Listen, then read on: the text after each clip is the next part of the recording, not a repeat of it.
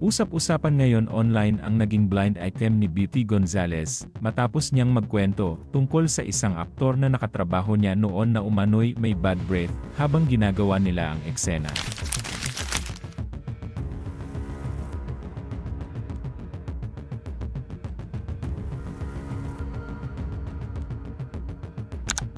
Sa kwento ni Beauty, sinabi niyang bago kunan ang eksena ay bigla raw niyang inalok ng mint candy ang aktor. Noong una ay tinanggihan pa niya ito dahil hindi naman daw siya mahilig sa mint, pero kalaunan ay napapayag din siya matapos sabihin ni Beauty baka kailanganin niya talaga ito.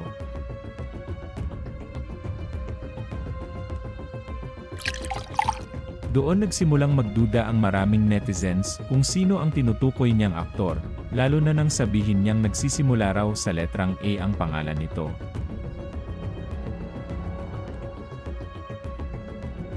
Dahil sa clue na yon, mabilis na kumalat sa social media ang pangalan ni Adrian Alandi o mas kilala rin bilang Luis Alandi.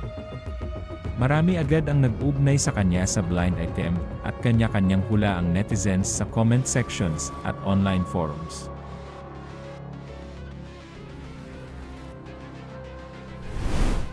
Lalong uminit ang usapan nang mapansin ng marami ang naging reaksyon ni Adrian sa isang netizen na diretsahang nagsabing siya raw ang tinutukoy ni Beauty. Sa halip na mahabang paliwanag, simple pero matapang ang naging sagot ng aktor, "Oks ka na. Masaya na?" Dahil dito, mas lalong dumami ang haka-haka at opinyon online.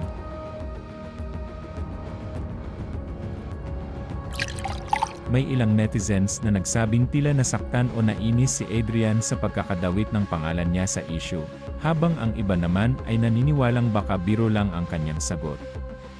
Pero imbes na matapos ang usapan, lalo pa itong naging viral dahil marami ang nagsimulang maglabasan ng kani-kanilang reaksyon.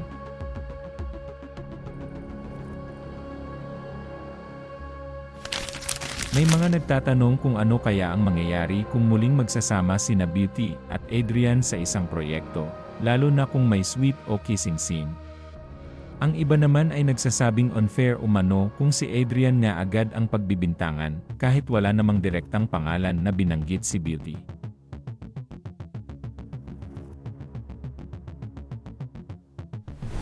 Habang patuloy ang ingay ng issue online, marami rin ang nagtatanong kung kailangan bang magbigay ng paglilinaw si Beauty tungkol sa blind item para matapos na ang spekulasyon.